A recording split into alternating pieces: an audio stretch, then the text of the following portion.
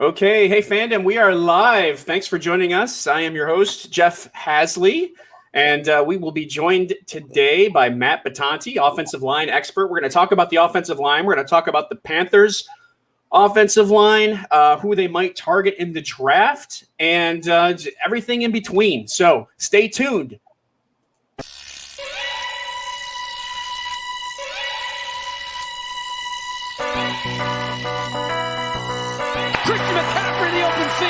Inside the 30, inside the 20, McCaffrey touchdown.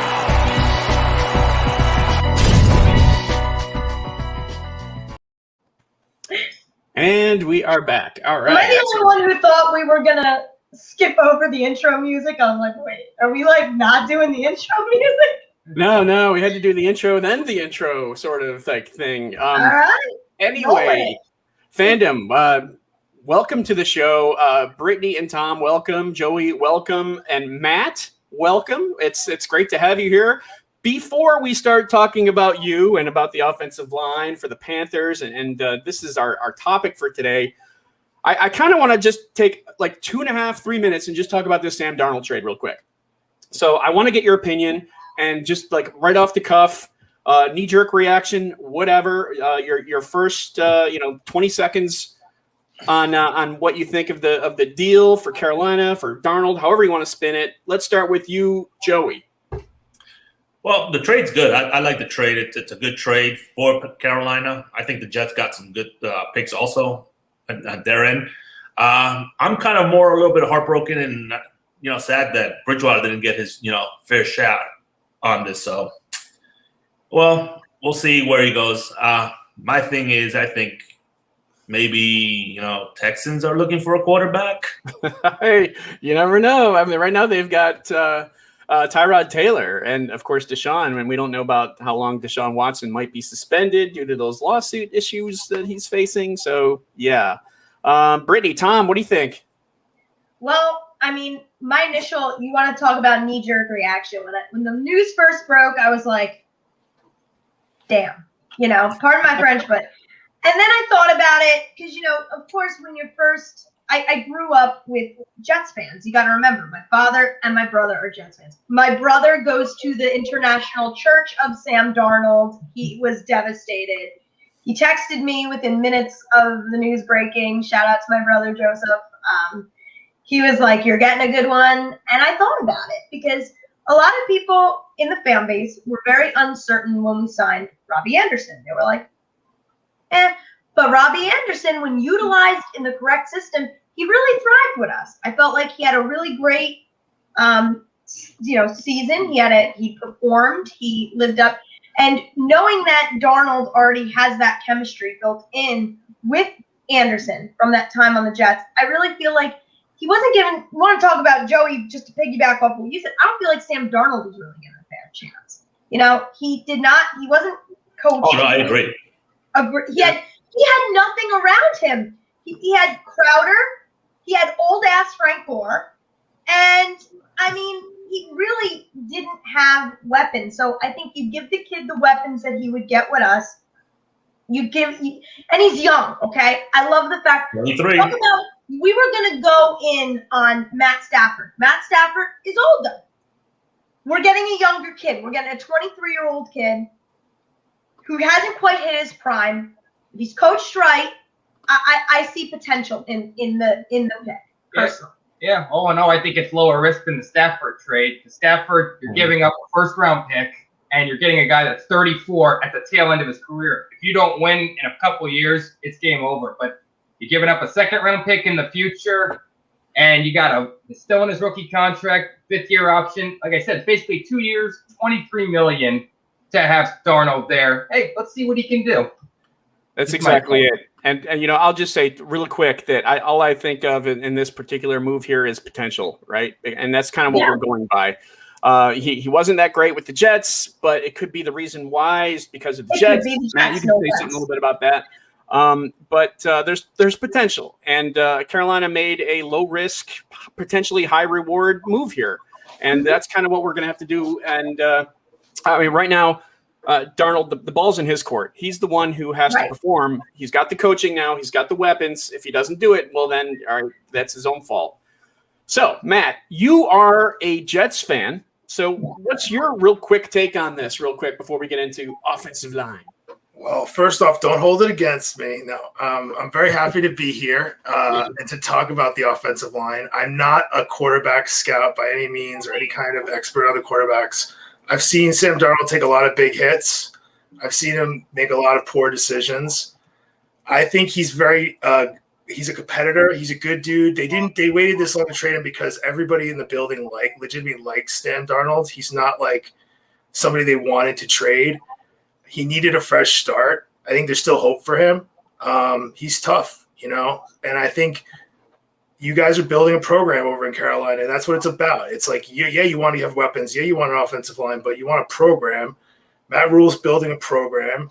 If you put a player in a position to succeed where he doesn't have to make, incredibly complex decisions, then, maybe he has a chance. Yeah, no, I agree. And let's wrap up our Darnold talk there. I mean, we had to get it in. It's just a wait and see situation. So we're going to wait and we're going to see and we're going to be excited and we're happy that he's on our team. And I think we're all Darnold fans. So yeah. All right, real quick here. Let's do this introduction. For those of you who aren't familiar with Matt, Matt's a colleague of mine at Football Guys, and he holds the distinction of being the site's offensive line expert. And he writes a weekly column where he provides rankings and notes on every team's offensive line. So when it comes to offensive line knowledge and connections, Matt is my go-to.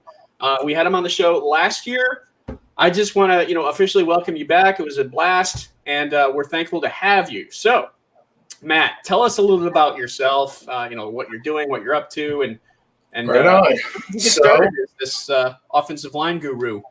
So, I mean, it all started in a log cabin. No, I mean, you don't have to grow up among the game of football to learn it and know it. Like, people who watch it get knowledge more than some of these rookies who are 23 years old. We've been watching the game for 10, 20 years. You learn. But I grew up in the game. I did Pee Wee. I did high school. I did Division III guard. I played 2 years until my ankle gave out. I started Draft Daddy. I always wanted to write, so I did like college scouting writing. Went to Mobile every year, which is where I met Sigmund Bloom and Cecil Lammy and Dr. Gene Bremmel and all these amazing football guys. And currently I'm writing. I'm working on my first novel. I'm like a professional writer. All I do is write. Oh, that's awesome. either football or non-football. But I'm trying to work on some fiction. Hopefully we can talk about that on a different time. But basically, I love the offensive line. I watch the game in a certain way, and other people follow the ball. I kind of follow the line, and I watch a lot of football to make these rankings. I mean, I watched the Tuesday dump of all the abbreviated games. I try to watch every snap, all 16 all 16 weeks to kind of develop my own rankings that are aside from the PFF rankings. I don't look at those. I don't look at anybody else's rankings. I try to make my own, which is based more on a player's resume, how long they've worked with the other players, the cohesion of the system, not just purely what happened in the game, because a lot of times Peyton Manning had a great offensive line until he left, and everybody realized it was like Jeff Saturday and 4 like orange cones, like it wasn't a great offensive line. Like it's the whole thing made it great, Yeah. No, absolutely. And we definitely appreciate your knowledge. So let's talk about these Panthers and their depth chart currently. And I want to talk about some of these new players that they brought in. But I just wanted to throw up the depth chart here just to, not only we can see, but our viewers can see as well. So let's talk about the current state of the Panthers. I mean, looking at their depth chart right now, right, with Taylor Moton, who they tagged, who is a cornerstone of the offensive line. Matt Paradis at center, John Miller, who they brought back, Pat Elflein, and Cameron Irving now at left tackle, who will kind of, I don't know, maybe perhaps platoon with Greg Little unless they make a move here. Where do you stand on where Carolina is right now in your rankings? What can you tell us about these new guys? Cam Irving and Pat Elflein, who came from the Jets as well as the Vikings. Indeed. So I have the Panthers in like a lower tier ranking right now, and that's because my rankings depend on cohesion, which is the same guys playing next to each other. So when you replace the entire left side, it doesn't play well with the rankings. Now the good news for cohesion is it only takes about a month of playing together before guys can have full cohesion. Just a matter of everybody staying healthy. So I like the order in which Jeff listed them. Taylor Moton is the guy. And he's your bell cow. And if I grade him as a Pro Bowl snub. He's not really like a Pro Bowler, but he's like kind of one of those guys that if you needed to, maybe he could flip to the left side depending on how the draft unfolds. And we'll talk about that later. But he's your best lineman. Paradis is your second best lineman. Smart, he's running it from the inside. Miller is a crafty veteran. You're not really going to get a lot out of Miller, but he's hopefully doesn't hurt you too bad with penalties. The right side is pretty much set. Cam Irving is an interesting dude. He's a former first-round pick. He was actually a center if you go back to his combine, but he's a tall center. He's like 6'6", 313. He had an amazing three-cone drill. It was the same three-cone number as Rashawn Slater, who we'll probably talk about from Northwestern. The problem with Irving is he is injury-prone. I mean, 2 years ago, he started 8 games for Eric Fisher during the Super Bowl year of the Chiefs in 2019. Last year, he played almost no football for the Cowboys. So what's his injury status? That's really the question with him. But as an athlete, he's like a Ryder Saffold or Kenyatta Walker. Like he can play games. He's like a legitimate starter. Pat Elflein, I saw the Jets down the stretch personally. Those are the games I watch in real time, which is extra painful. But he's a former wrestler, which is so you'll hear about guys who are like Creed Humphrey's a former wrestler, and like certain offensive line coaches swear by the leverage of that. Elflein was the type of guy, he'd have 3 like pancakes in a row, and then he'd let up like a cheap pressure, like a quick inside pressure. Like he has technical issues. I was surprised to see him get signed that quickly into the free agency period. It wasn't for huge money, but you and I both know it's the contract that dictates the playing time. So this is probably what you're looking at as a starting lineup right now. Gotcha. What would you say their weaknesses are? Especially, everyone wants to know about left tackle. They want to know about Irving. They want to know about, and you already kind of mentioned Elflein, but Greg Little too. Let's kind of throw him in the mix. And we know that Russell Okung is gone, so it's really Irving and Little right now at left tackle, and not really much else, unless, of course, you throw in Moton there and kind of switch things around. But what's their weaknesses? What's their strengths? Just really kind of those tackle positions. So Cam Irving is very versatile. He's got experience at all 5 spots, which is rare. Slater, again, has experience at all 5 spots. We'll get to him in a second. Trent Scott, undrafted out of Grambling, 6'5", 320. He's like not a great athlete, but he started about 4 games at left tackle for you guys last year before injuring his shoulder week 16 during Washington. He's the type of guy that is probably his upside is as a swing tackle, but the coaches probably have more of an opinion of Trent Scott starting than most of the fans do. Put it that way. They've already trusted him to do it. Yeah. Greg Little is 23. He didn't test that well at the combine. His former second-round pick, I think they overdrafted him. I mean, it comes to a point where he's not really a prospect anymore. I actually really like Dennis Daly. And he's like buried on your guys' depth chart, but he's like 6'6", 325, South Carolina. He started 12 games over 2 years. He's like a good enough guy. He's a lot like Bulaga or Jesse James. Like he's a guard tackle. He's buried in your guys' doghouse for whatever reason. But, I mean, you got 4 guys with Irving, Scott, Little, and Daly that could contribute, plus whoever falls to them at 8 potentially. Yeah. And let's talk about potentially who might be there at 8 as we approach the NFL draft coming up at the end of this month. Let's talk about some of these prospects. First of all, I don't know if you want to go over prospect by prospect or kind of as a high-level view.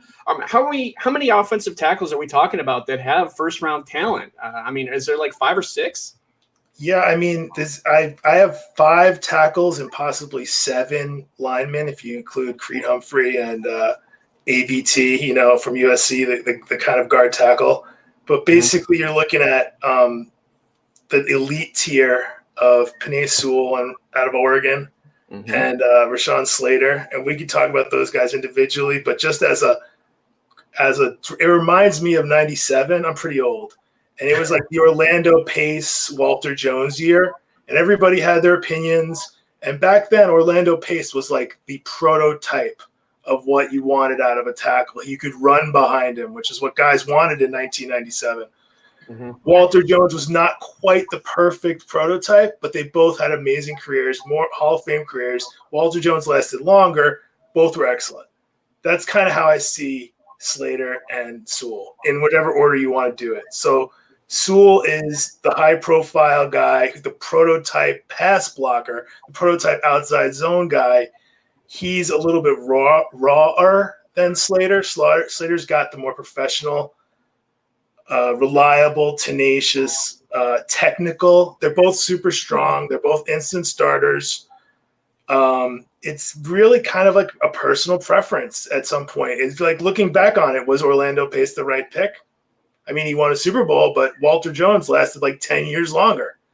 So we could talk, like Sewell had his shoulder rebuilt in high school. You know, and he's an early declare, right? He's young, isn't he? So they both opted out of this year. I like talking about them both at once. Sewell didn't have like the high level of pass blocking tape. Like Rashawn Slater is known for the Chase Young tape. 2019 Ohio State, Chase Young, defensive end. He's on the Washington football team right now. He's an incredible pass rusher. We all know what he's become. Based on that tape, Rashawn Slater kind of opted out of the season. He was like, I don't really have much else to prove, and he kind of doesn't. But they got killed that game. They got killed like 40-3, but he did shut down Chase Young one shining day. And people might, if there's a knock on Slater, it's his height, right? He's only 6'3". That's a little bit short for a tackle, right? Measured just barely 6'4". Both of these guys have arm lengths in the 33s. So Slater's an arm length 33 even. Sewell was 33 and a half, which was a surprise. People were expecting 35, 36. We can get into arm length. All of these guys have arm length issues we're going to talk about. But it's like almost like QB height, because it's like Andrew Thomas of the Giants had all the arm length, and he turned out to be the worst of the four last year. You know, like he had 36-inch arms, and like Alex Leatherwood has great arm length, but it's really more about what you do with your arm length and how heavy your hands are when they get there. So, I mean, Joe Thomas had a 32.5-inch arms. You know, I could give you many exceptions, just like I hate exceptions for quarterbacks. So its arm lengths are depending on who you ask. But I'd say all the guys that we mentioned, Sewell, Slater, Christian Darrisaw didn't measure out of Virginia Tech. Everybody assumes he's going to be the longest, but he actually didn't measure, so they don't really know. And Sam Cosmi out of Texas is also in the 33s, but he ran like a 4.8. I think guys like that don't come around every day. So I'd say it's a really good class at the top end. To answer your question, with about 4 guys that could start day one at tackle, probably left tackle. Do you think that like some of these prospects, you mentioned Sewell, you mentioned Slater, you mentioned Darrisaw, is there a specific strength that they have, whether that's run blocking, road grader, or are they good at pass protection, or is there a combination of both? So is there one guy who is like worse at one area than another, or just kind of break that down if you can, unpack that. So I'll give you pro comps, which is a very messy thing to do, but I'll give you comps for some of these guys. All right. Okay. Sewell is over 330, and he jumped a broad jump over 9 feet. And very few people in the NFL combine history have done that. Andrew Whitworth did it at LSU, and Jason Peters did it when he was a tight end at Arkansas. So your comps are Jason Peters for Sewell, okay? And your comp for Slater is like a Joe Staley or a Trent Williams. Like, he's not 6'7", but he's tall enough, and his arms are long enough, and he's very technical with how he mirrors, and like he actually likes to finish. He'll bury guys. Like, Slater is more of a pro than Sewell at this moment. Sewell has more upside, and the draft is usually about physical upside. But Darrisaw is a lot like Russell Okung. Matt, who would you say has better footwork out of the two, Sewell or Slater? Sewell has more of a cushion to recover from his bad footwork. And so does Sam Cosmi out of Texas. These guys can make bigger mistakes to the inside. These things will get coached out of them. These technical things will get coached out of these guys. Right. Slater is more of a pro. He knows what he's doing today. And that's the difference. Some guys don't learn, but they're both really young. So Penei Sewell's the nephew of Isaac Sapoaga, who is an offensive guard, and Rich – and an Eagle, I think, at one point. Okay. I don't know, but Richard Brown was a linebacker, so he's two uncles that were in the league. That's the type of thing that makes him go a little higher. It's bloodlines. Mm-hmm. That stuff kind of matters to the pros, for better or worse. Slater is just tenacious, and he has that great 3-cone. I'd say he's more – if you're going to line him up and do the 3-cone, Slater will beat Sewell in the 3-cone. So he's quicker in a short area. Sewell is bigger, though. He's carrying around 30 more pounds and could get up to 350, 360 in a program. He doesn't have like a body that he's even started to grow into yet. And I actually expected more out of Sewell's workout because they both had a year off, and sometimes a guy's come back like in gangbuster shape. And I thought Slater was in better shape than Sewell. So basically you're saying Sewell's got, he's got the size that you like to see, but Slater makes up for it in every other area because, like you said, he's more of a pro. It's basically for Slater. It's don't worry about the size so much. He's big enough. He's got. So it's the difference. We're talking about inches in terms of 6'4" and 6'5", but it is quite a difference between 304 and 331. That's a big difference. So to say, one's bigger, but like. We're going to talk about Creed Humphrey, and they're like, this guy put on a show. Creed Humphrey's 6'0", 302. Sewell ran the same 40 as Creed Humphrey, center. Wow. So, like, we're talking about the only true sophomore to ever win the Outland Trophy, ever in the history of the trophy.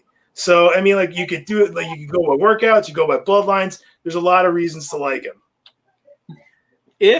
The pick at 8 is Rashawn Slater. Let's just say Penei Sewell goes to Cincinnati at 5, right? Or perhaps Detroit even at 7. Is Rashawn Slater? It sounds like you like the guy and you think that he's an excellent fit. Is he someone that is that you would say is a good pick at 8, or is that kind of a little bit too soon for him? That's a perfect pick at 8. And also, let me go back a second and say there is a scenario where Sewell falls. It's a scenario where 4 quarterbacks go, 3 wide receivers. Like Detroit needs a quarterback. Like somebody trades up. Whatever happens, like it's not impossible. You mean Detroit needs a receiver? You guys could have a choice, is what I'm saying. Is you could be sitting there with a choice. Yeah. But it's not likely, but it's feasible. I think Slater is a pro on day one, and Matt Rule likes to win. Watching his Senior Bowl practices, he's not in it to have fun. He's in it to win it. And like guys that can do their job like it's a hard hat and go into the office every day it's actually kind of rare. And I've been watching these prospects for many years, and it's kind of rare to see a mature person who knows exactly what to do and does it reliably. What feeding into that are either of the two better on a specific side of the line, left or right? Like which one's better to plug in on the left side of the Panthers, their weak side? They both have experience on both sides. Okay, believe it or not, Sewell played right tackle in high school. Slater can switch to both sides. Slater played center at one point. He's very versatile, which usually means that he understands the game and understands his own body, because it's a matter of putting one hand down versus the other. It's doing everything. Not every player can do it. Lane Johnson can't be a left tackle. He just can't do it, even though he runs a 4.8. Slater runs the same 4.87, and he can play left tackle. Good stuff, man. All right, so let's just say the Panthers trade down because they want to accumulate picks. The mid-first, is that a place for Christian Darrisaw? If not him, who else? Darrisaw is an interesting guy. He's 6'5", 322. They don't have a lot of measurables on him. He only did positional work at his pro day. This has been a weird year in terms of combine. It's, everything else, not as much film on these guys. I think he'll be a player. I'm not sure he's the type of guy that moves the needle for you. he's a guy that if you need a left tackle, he can play left tackle. But I don't think he has like all pro or Pro Bowl upside like the other two. And mid first might be a little rich for him because he didn't run. You don't really know how fast he is, etc. Gotcha. I mean, you mentioned Sam Cosmi. There's also Tevin Jenkins too, out of Oklahoma State, as well as some others. Dylan Redun's, the Vera Tucker guy with the Southern Cal. Him. Any thoughts there as far as your take on where you would rank them? Sure. So I'd like to talk about Redun's because I like his run blocking. Just putting that out there. Absolutely. He is a little bit light. We'll start with him. I say he's 6'5", 305 or 307. It's a little bit like he needs time in an NFL strength program to really build himself up. I wouldn't expect a guy like that to contribute right away, but he's probably worth the top 100 pick based on potential.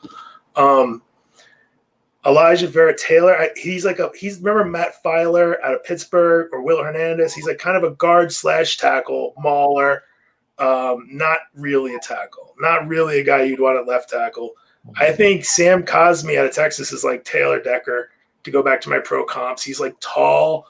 He's got a frame you can grow into. He ran a 4.87. That dude can play left tackle. I think Cosmi might be the third tackle taken when it's all said and done. I'm a big tools guy. You know, what it takes to play left tackle in the league is tools. It's not really about traits and how tenacious you are. That's like the Trent Scott story. Like, guys that get drafted high do it on measurables. What about outside of tackle? What about guards and center? You can talk about your guy Creed Humphrey. It sounds like you like him a lot. I do. He's another former wrestler, great Senior Bowl. He reminded me a lot of Mangold. Nick Mangold has a special place in my heart because he was the first time I went to the Senior Bowl. Was Nick Mangold and DeBrickashaw, and I was like, wow, I can't believe this guy's kicking so much butt. And I thought he'd be a much higher pick than the end of the round, but they just didn't value centers like that. And the knock on him was he was too tall. He was too big to be a center, and that was kind of provincial thinking. But before I get to him, I mean, it's really not like much to talk about. He's dominant, but I don't know who's going to take him or whatever. But Tevin Jenkins out of Oklahoma State, you mentioned him. He's more of a right tackle, and that's like he's like a poor man's Taylor Lewin, or like if at guard he's Marshall Yanda. Like he likes contact, and he's like a bad dude. That's the type of guy you take. Maybe things didn't work out for you in the first round, or there was a value in the first round you just couldn't pass on. You take him in the middle of the first round or the end, or maybe the top of round 2, and then you move Taylor to the other side, Taylor Moton to the other side. That's like something that could realistically happen when you start to pay somebody $13 million a year. That's the franchise tag. I'm sure somebody's having this conversation. Yeah, and we don't know what's going to happen yet, but we're excited for what could potentially go down at pick 8, or if they trade down. Joey, you played the game. You have obviously experience with offensive linemen. Is there any specific, characteristic that makes an offensive lineman better than others? Understanding those gap zones, understanding those blitz schemes that come through. I think for a lineman, if they have those hands, like Matt talked about, the hands are basically their strength. They have. I think I went up against some linemen that, man, they moved me, and I was in high school. I was 230. Penn State, I was 250, and man, they threw me around like I was nothing. So and it was all the hands, all the motions on the hands. I tried swim moves, they would just toss me to the side. So it's to me, I see hands as one of the most the attribute I look at. Just like Larry Allen. Larry Allen was a beast, for the Cowboys, but his hands, man, I remember Randall. He manhandled Randall from Minnesota. Yeah. So I go with the hands. Yeah, underrated hands. No one really thinks of hands. You think of footwork, and you think, I guess you kind of think of it when run blocking, but it's so important with pass protection. You got to make sure your quarterback doesn't get touched. Yeah. Wow. So I don't know. I would kind of be excited if Carolina took an offensive lineman here at 8. I would. I mean, sure, it would be great if they were able to get like a Kyle Pitts or if Jamar Chase even fell. Question for Matt. I think actually your actual value is a Slater. Yeah. If Pitts is there and Slater's there, it's a no-brainer. Take Slater. I know Pitts has an unbelievable talent, but Slater is a guy that could play at least 10 to 15 years for you. Yep. And dominate at that position. So Matt, there's a scenario. If, say, Carolina went with Pitts or not offensive lineman, first round, so to speak, they're sitting at 40 in the second round. Who would you put, as far as ranked offensive lineman, who would it be their best bet if that's where they wanted to go? Yeah. So I think there's a chance Tevin Jenkins makes it that far. I think it's possible Darisaw falls that far. It's not; these are not likely possibles, but it's possible. There's a guy named Spencer Brown out of Northern Iowa that tested through the roof. He was like 6'8", 4.94, great Senior Bowl. He's like Colton Miller or Lane Johnson type. He's legit, but no one knows who he is. So another top 100 guy, like Trey Smith kind of was there. The Carolina Panthers coached the Senior Bowl, so they've got a good look at that side. I think they would be more interested on the guys on the national team for what it's worth. Because I wasn't like Alex Leatherwood was the best player on the American line, and Leatherwood's got all the skills, but he's got none of the attitude. He would kind of just look around and be like, "What? You wanted me to hurt somebody or whatever?" But to go back to what Joey's saying, the hands, the mitts are huge.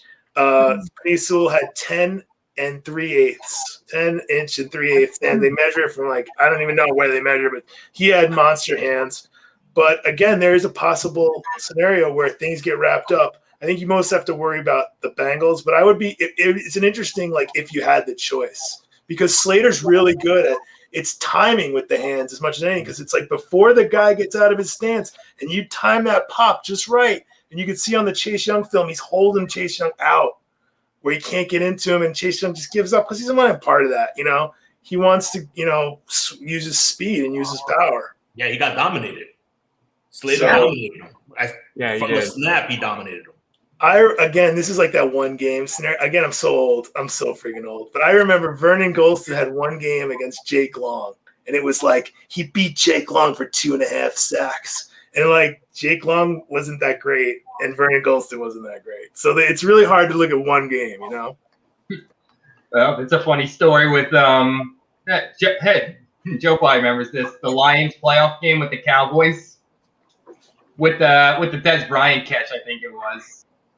It was the Green Bay game or the.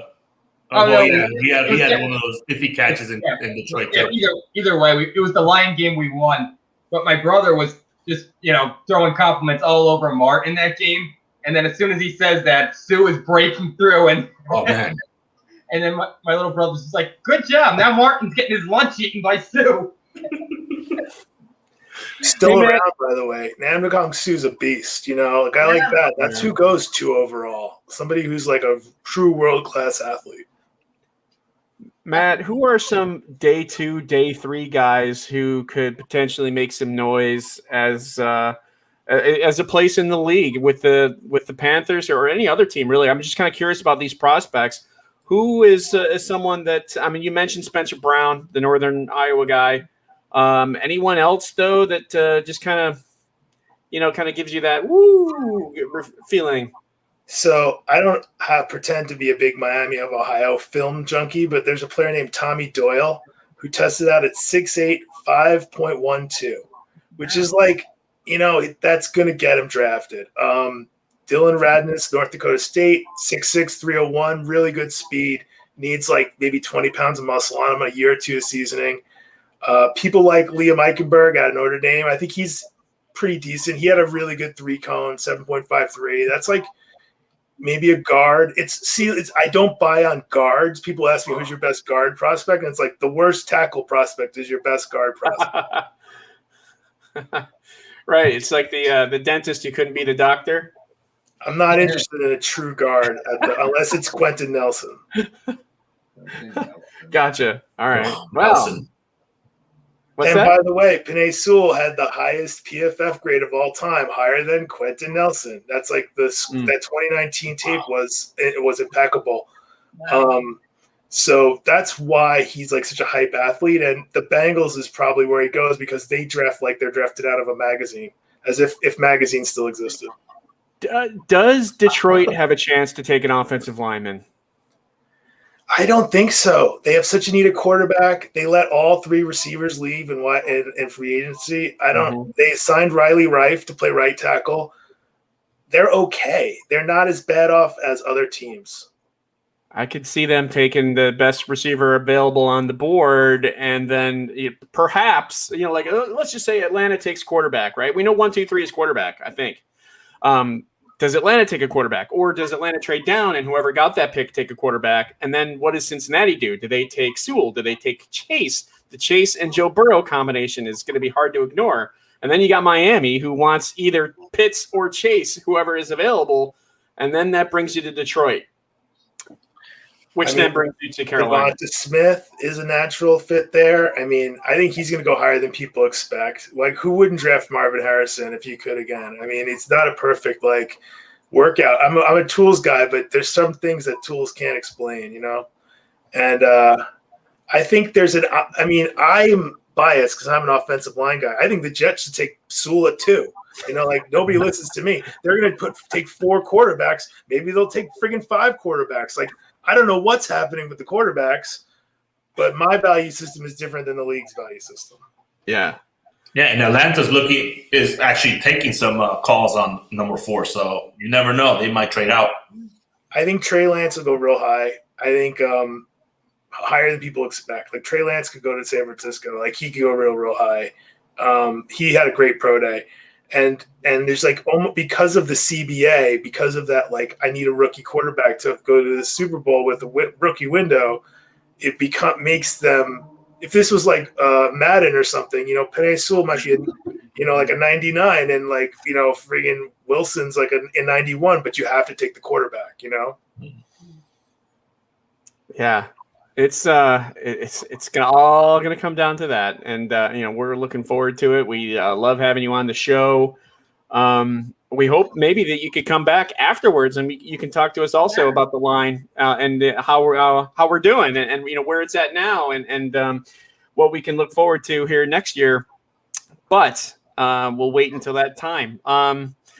Let's see. Anything else you want to say? A plug? Where can people find you? Talk about your article. Anything? Before we go, Jeff, one more question. Okay. Sorry. So, best available offensive lineman in the free agency. So unless I missed something, I think Mitchell Schwartz is still out there. I think Eric Fisher's still out there. I mean, I feel like these guys are just waiting for someone to meet their number. And somebody probably will eventually. I mean, but there's differences between teams who want to win. Like, Panthers are trying to build something, and teams that just sit there with $25 million of cap space. We won't name anybody, but right. Well, I have a question for you, Matt. What do you see the state of the Dallas Cowboys offensive line with all that interchangeable parts? So I was just going through the rankings because Jeff asked me, where do you guys rank? And to rank them, I had to rank everybody. And the Cowboys they restructured Tyron Smith. They brought back La'el Collins. They have Zach Martin coming back. It's actually not as bad if these injured guys actually come back. I mean, I downgrade Tyron Smith for every year he is away from the all-pro form he once was, but he's still Tyron Smith. So that's the hard part of the rankings. And what I really like to do with the rankings is keep them relatively static during the year, but then find the best matchups with the top defensive lines. When you could say the first-ranked offensive line is going against the 31st ranked defensive line, and that's a good week for this DFS play or this fantasy play. Awesome. That's good. Sorry, any other questions? I didn't mean to jump the gun there, but is there any offensive lineman this year that no one? It could be. We'll call free agency or just on any team. Is there any offensive lineman that would you say is due for a breakout year that's going to surprise people? Ooh, my breakout year guy. That's a really good question. You put me on the spot. Sorry. I like the 3 tackles from last year in terms of like Wills, Wirfs. Obviously won a Super Bowl, and Becton. I mean, like Mekhi Becton did not make a Pro Bowl, you guys, but he ran a 5.1 at 360. You were talking about like Shaquille O'Neal rareness, and I'm just a tools guy. So, I mean, if you get a chance to watch the Jets, which I think Carolina plays the Jets, you'll notice that our offense is very left-handed. It's left-handed. Think of who is the guy from the Ravens? Jonathan Ogden, I think. Yep. You're running behind Becton on the left side. You're putting your tight end on the left side, and it's like a left-handed offense, which is not how most teams do it anymore. All right. Oh, and here's my sign-off. Football guys are the best. Get a subscription to Football Guys if you want to win your fantasy team. I am an offensive line guy. I won my fantasy team for the first time in 20 years last year or the year before because of Football Guys. If you want to win, go get a Football Guys subscription. That's my sign-off. All right. Cool. Sounds good. Awesome. Well, we appreciate you we appreciate you coming on and enlightening us on where the Panthers are currently right now. But wait a minute. So we went through the whole rankings. What is your number 1 rated offensive line? I want to know who's number 1. Who are we up to? So I have the Browns. The Browns are currently sitting with a very high score. I just went through their line, and the Browns have Wills, Bitonio, J.C. Treader, Wyatt Teller, and Jack Conklin. Both Bitonio and Conklin are all pros. Conklin made it all pro for the second time in a row. Chris Hubbard's their swing. Chris Hubbard would start for a lot of teams. Bill Callahan's their O-line coach. I grade the coaches. Blake Hance started 2 or 3 playoffs games for him. He's riding the bench. So if you're asking why is my team not ranked higher, how many of your players have made all pro teams is usually the answer to that question. And sometimes I'm behind the times on my rankings, and that's I'm okay with that because I want proven results. I don't want to speculate and say they're going to be good. I want to say they are good pending injury as long as they stay healthy. Awesome. Thanks. I know I'm like that kid that keeps raising her hand in class when everyone's like, okay, we want to go home now. And I'm like, I got another question. But I'm good now, I promise. Well, there's always more questions. We have I always get questions about how do you grade cohesion? And then last year, Clayton Gray made me write the whole thing out in my article of this player played in this spot with the same team, in a different spot with the same team, and all the different criteria of cohesion. Who's got the worst ranking there, Matt? Yes. Who's the worst? Who's the worst team? And are they on our schedule? Yeah. Can we play them? I have a pretty low grade on Houston. I have a pretty low grade on we play them. Yep. Denver's not great, they're okay. Who's great on Denver? I have the Jets as a bottom 5. One good lineman does not make a line. You know what I mean? And certain teams have higher opinions of their players than the actual truth. All right, I do have another question. Talking about the Bengals and their possibility of taking Penei Sewell. If they took Sewell, Jonah Williams moves to right tackle?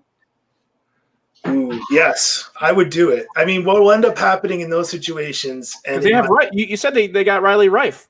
Yeah. So, I mean, in my mind, you would let them compete. And you would say, we're in training camp. Let's try some different things out.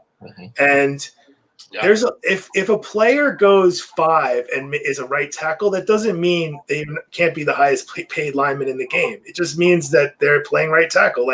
Trent Brown was the highest paid player. Lane Johnson was the highest paid player. Now, left tackles traditionally make more, but you can make $18, $19 million playing right tackle. So I don't see that as a limiting factor. The offensive line coach, Frank Pollock from Cincinnati, was running Penei Sewell's workout, making him go through all the things, rolling the tennis ball on the turf, making him do all these things. So if they took him, that would be unusually transparent. Most teams try to make it a little bit less obvious. Well, they could trade Riley Reif if need be. They get a pick for him or something like that. So I think Riley Rife is on Detroit. The Bengals have Jonah Williams and they do have Riley Rife. So who's on Detroit? Crosby. That's the Decker guy. Yeah, Crosby. I got confused. But anyway, both of those situations are upgradable. And it's a question of, I think Bengals season ended with Joe Burrow getting his knee exploded. So they can't which is like the mistake the Jets are about to make in reverse. You know what I mean? Like, I don't understand why teams don't build the infrastructure before signing this savior quarterback. Because these guys are going to take big hits. Like Sam Darnold took a hit from Myles Garrett last year that I thought was going to rip his arm off. And it wasn't – you can go back and look at the game. It wasn't even a sack. It was called an incomplete. It was actually a strip sack. But, like, these guys take big hits, and that was on Becton, and Myles Garrett is not the type of guy you encounter on the BYU schedule, and, like, you need protection for some of these guys. Mm-hmm. Well, let me ask you this. Jacksonville's offensive line, are they going to get Trevor hammered? They have a much better offensive line than the Jets do. Like, Cam Robinson was a franchise tag, so he's a comparable player to Taylor Moton. He's a right tackle playing out of left tackle. Juwan Taylor's another right tackle. He's good. I like him. Norwell, who you guys are familiar with, Andrew, high-priced free agent left guard Norwell, when he's in the lineup, is a difference maker. And that's what you're looking for, is difference makers. You're like, it's just like Pat Elfin's a good player. He's not going to win the game for you. Hopefully, you just hope he doesn't lose it for you. It's like, who can make the least penalties? A guy like Sewell is probably more penalty prone than a guy like Slater. Slater's way more clean. Sewell is going to try to use his hops to get over there and get. Once you get here, they're going to call holding on you. You got to be in here. There's very few players, I think, that could rival how many times I've heard Mike Remmers get a freaking penalty in all the years he was with Carolina. Death, taxes, Mike Remmers getting a penalty. Yeah. So that's Cam Irving's spot in the Chiefs. Like, that's a guy that's a right tackle, maybe a backup right tackle, but if you play him at left tackle in the Super Bowl, like you did Mike Remmers, you're going to have some issues. And like, if you play guards at tackles, Andrew Wiley's your right tackle. So it's like the Super Bowl was a story of Tom Brady keeping clean, Leonard Fournette controlling the game with a running tempo, and it was a better offensive line that won the day. I think that's a copycat league. You're going to that boosts the offensive line. Had Kansas City won that game, it might have hurt Penei Sewell's stock. You know what I mean? That's like how the league is. Interesting. Well, it sounds like Carolina has a chance at Penei Sewell and a very good consolation prize of Rashawn Slater. Let me also say before we sign off, there's a chance Slater goes before Sewell. That's that's been bandied around by Jeremiah and some other sources, and there are things that we don't know about, and this is not me being coy. I don't know anything, but like, you watch the draft and you're like, why did this guy drop? And sometimes guys drop for things that we don't know about. Yeah, you saw quarterback hungry in the first 5. I'm telling you, they're going to be quarterback hungry. Yeah. Bengals could opt out, could go after Chase. There's a lot of roads to go through right now in Cincinnati. Cincinnati has the card, the Sewell card or the Slater card. It depends who could actually guard who could protect Burrow the best. That's what they have to look at. Mm-hmm. Well, it's who they like more. I mean, the Giants looked at Thomas last year, and people were questioning that one. I mean, if you want to be truly like the transitive property, Chase Young hurt you. Who stopped Chase Young? Mm-hmm. Sometimes it can be that simple. They're not. We are sitting here overthinking it, but don't ever underestimate how dumb the teams can be. Oh, you know what I mean? Yeah. We've seen it. We see it all the time. Every year. We see questionable picks, and we're like, he went before him, or Henry Ruggs was the first receiver last year. I mean, that's a surprise. Wow. Yeah. Trubisky. Let's just put it that way. Let me ask you about the guy. Who was the tackle the Titans drafted and they traded to Miami who just got cut? Isaiah Wilson out of UGA. And that guy kept me busy all year. I had to update his little statuses. In preseason, I mean, the Isaiah Wilson story is a person who's not professional, who is going to fraternity parties and potentially jumping off the second floor balcony to avoid the cops and doing like unbelievably stupid things for a first round pick to be doing. He got signed in Miami and he either didn't show up or showed up really late. And Miami was one of these teams that everybody thought was going to take a lineman. Miami took 3 linemen last year. They're not going to take a lineman. And they didn't really need Wilson, which is why they gave him a chance, because you can't rely on that guy. Right. What was your thoughts on him coming out of college before all this kind of blew up? I would have to check the measurables, but a lot of those Georgia guys turn out like Isaiah Wynn or Cordy Glenn, which they're heavier and they have the big wingspan, but they're not as tall. So I'd have to look at him. But I mean, I was not a big fan. You know, I was more, he was like an afterthought in that crop. Right.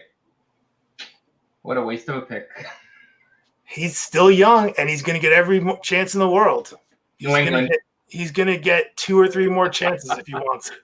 Belichick will straighten him out. That's right. Or sometimes the Bengals become like the wayward home for Pac-Man Jones and Misfit Toys. That would be the Cowboys. And Ocho Cinco. Come to the Cowboys. Come on down.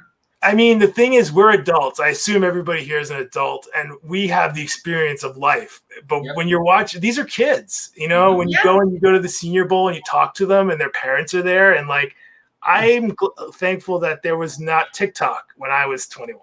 Let's just put it that way. Exactly. You do forget that, because, I mean, the difference is like you watch these workouts and like you say, they're 20, 21, but they're grown men. And then you watch like the hockey workouts, and these are 18-year-old kids. They don't even have any facial hair on their face, you know? So a lot of times, like Penei Sewell, he's like a guy that has covered in tattoos, and he's a game day leader. He'll scream at these other guys to make them accountable.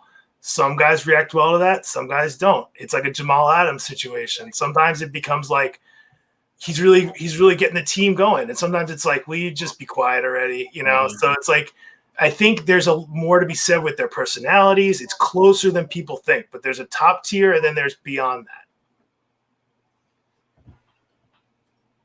Right on.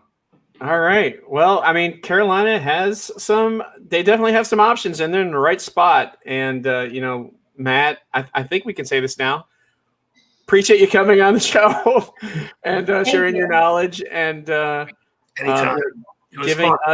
Giving us the intel and the information. And I want to say thanks to everyone for watching. I mean, sometimes you think offensive line, oh, that's boring. But you know what? It's still part of football, and it's a big piece, especially when it might be a pick that the Panthers take as the number 1 pick in the draft, or their first round pick in the draft. So, you know, there's a lot of information that can be shared that, of course, not many people know about, and that's why we appreciate you coming on and telling us all about that and giving us thank you for your time, us Panthers fans, the ability to learn a lot more today.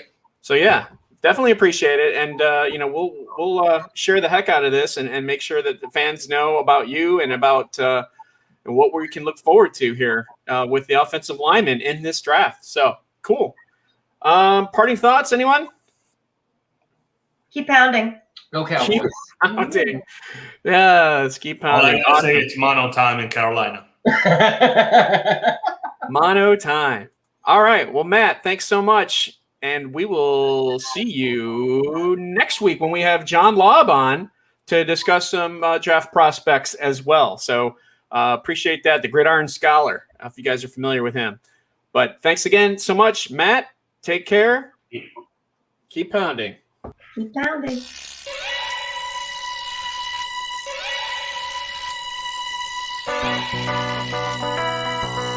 Christian McCaffrey in the open field, inside the 30, inside the 20. McCaffrey